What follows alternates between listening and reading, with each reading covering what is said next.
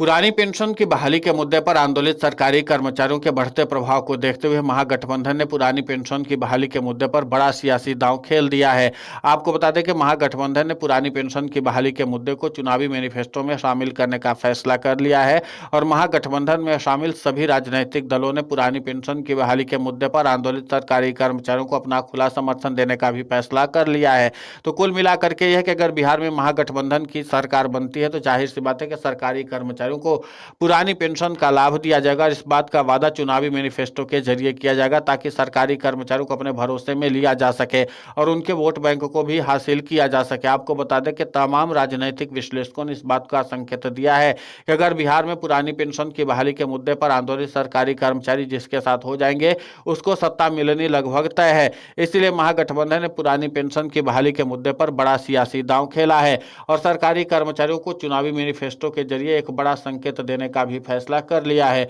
आपको बता दें कि पुरानी पेंशन की बहाली के मुद्दे पर आंदोलित सरकारी कर्मचारी लंबे समय से बिहार में अपने महागठबंधन को लेकर के ही तमाम रणनीति बना रहे थे। इसलिए कहा जा रहा था क्योंकि महागठबंधन में शामिल प्रमुख दो राजनीतिक दलों ने सीधे तौर पर पुरानी पेंशन की बहाली के मुद्दे पर आंदोलित सरकारी कर्मचारियों को अपना समर्थन दिया हुआ है। आरजेडी के तरफ से भी पुरानी पेंशन की बहाली के मुद्दे पर आंदोलित सरकारी कर्मचारियों को खुला समर्थन दिया गया था। इसके अलावा कांग्रेस ने भी पुरानी पेंशन की बहाली के मुद्दे पर आंदोलित सरकारी कर्मचारियों को अपना समर्थन दे दिया है। अब इसी की तरह माना जा रहा है कि पुरानी पेंशन की बहाली के मुद्दे पर आंदोलित सरकारी कर्मचारी इस बार बिहार में सत्ता परिवर्तन करने का प्रमुख कारण बन सकते हैं। इसलिए महागठबंधन के घटक दलों की ओर से भी इस बात के संकेत दिए गए हैं कि इस बार पुरानी पेंशन की बहाली के मुद्दे को प्रमुखता के साथ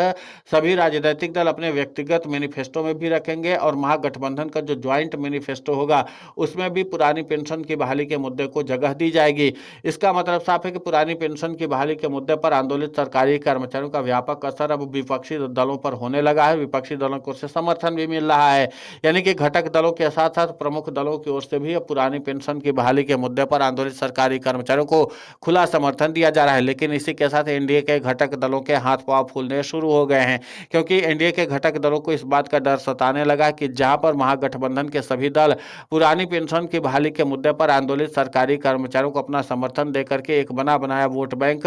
लेने के लिए तैयार बैठे हुए हैं, तो दूसरी तरफ उनके साथ यही बना बनाया वोट बैंक छिटक रहा है और इसके जरिए हार जीत का फैसला हो सकता है। यानी कि पुरानी पेंशन की बहाली के मुद्दे पर आंदोलित सरकारी कर्मचारी एक्स फैक्टर यानी कि निर्णायक वोटर साबित हो सकते हैं। अगर पुरानी पेंशन की बहाली के मुद्दे पर आंदोलित सरकारी कर्मचारी विधायकों की हार और जीत तय करने के लिए निर्णायक वोटर हैं तो जाहिर सी बात है कि किसी भी राजनीतिक दल को बड़ा झटका दे सकते हैं। इस समय बड़ा झटका लगने का कयास सबसे ज्यादा एनडीए के घटक दलों को लग रहा है क्योंकि एनडीए के घटक दल इस बात को भली भांति जानते हैं कि बिहार में पुरानी पेंशन की बहाली के मुद्दे पर आंदोलित सरकारी कर्मचारियों ने ही उनके खिलाफ एंटी इनकम्बेंसी का माहौल बनाया है और इसी के साथ इस बात की भी तैयारी कर ली कि बिहार में किसी भी तरीके से एनडीए का सत्ता परिवर्तन कर दिया जाए, यानी कि महागठबंधन की सरकार लाई जाए और अपनी पुरानी पेंशन को बहाल करवाया जाए। सरकारी कर्मचारियों के प्रतिनिधियों ने कहा कि हम महागठबंधन के समर्थक नहीं है बल्कि हम इस बात के समर्थक हैं कि हमें पुरानी पेंशन का लाभ आखिर कौन देगा। अगर आज मुख्यमंत्री नीतीश कुमार और प्रधानमंत्री नरेंद्र मोदी सरकारी कर्मचारियों को इस बात का ऐलान कर देंगे कि वो पुरानी पेंशन की बहाली करने जा रहे हैं बिहार में,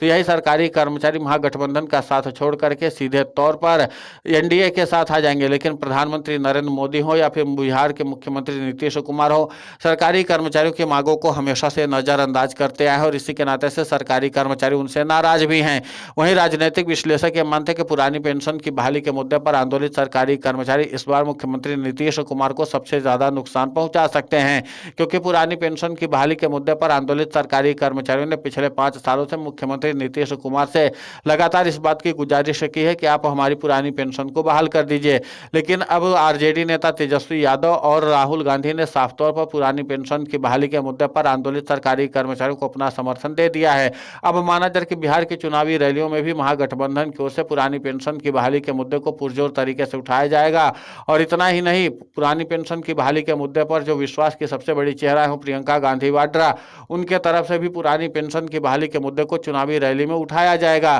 तो इसका मतलब साफ है कि सरकारी कर्मचारियों के विश्वास को जीतने के लिए कांग्रेस हो या फिर आरजेडी सबसे प्रमुख चेहरों को ही आगे रखेगी और पुरानी पेंशन की बहाली के मुद्दे पर आंदोलित सरकारी कर्मचारियों को सिर्फ मैनिफेस्टो के जरिए ही नहीं बल्कि चुनावी रैली के जरिए भी सीधे तौर पर संदेश भेजा जाएगा ताकि बड़े तादाद में सरकारी कर्मचारियों का वोट हासिल करके सत्ता परिवर्तन करने के संकल्प को पूरा किया जा सके। अब जाहिर सी बात है कि महागठबंधन हो या सरकारी कर्मचारी, सभी पुरानी पेंशन की बहाली के मुद्दे को लेकर के सत्ता परिवर्तन करना चाहते हैं और इसीलिए अब केंद्र की नरेंद्र मोदी सरकार के लिए भी मुश्किलों का सबब बनता चला जा रहा है। अब ऐसे में देखना महत्वपूर्ण होगा कि महागठबंधन की ओर से तो पुरानी पेंशन की बहाली के मुद्दे पर आंदोलित सरकारी कर्मचारियों को अपने चुनावी मैनिफेस्टो में जगह देने का फैसला तो कर लिया गया, लेकिन इसी के साथ सबसे अहम बात यह होगी कि सरकारी कर्मचारी क्या सत्ता परिवर्तन करने में सफल हो सकते हैं, क्योंकि हरियाणा और महाराष्ट्र में सरकारी कर्मचारियों ने वो अपना दमखम नहीं दिखाया था सत्ता परिवर्तन करने का जिसकी उम्मीद की जा रही थी, लेकिन बिहार में कयास ही अभी लगाए जा रहे हैं और तमाम दावे ही किए जा रहे हैं। लेकिन हकीकत तो यह कि जब 2 चरणों में मतदान हो जाएगा और उसके बाद सरकारी कर्मचारी कितने अहम तरीके से मतदान किए हैं और कितना ज्यादा वोट को प्रभावित किए हैं एनडीए के खिलाफ,